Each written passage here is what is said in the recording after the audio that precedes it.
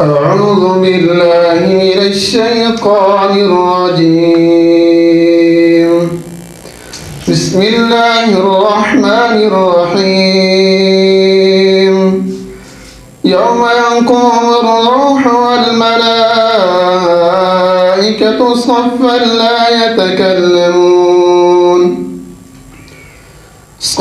لا يتكلمون إلا من أذن له الرحمن وقال صوابا.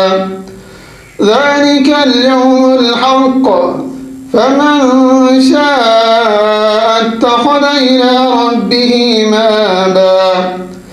إنا أنذرناكم عذابا قريبا يوم ينظر المرء ما قدمت يداه ويقول الكافر يا ليتني كنت ترابا.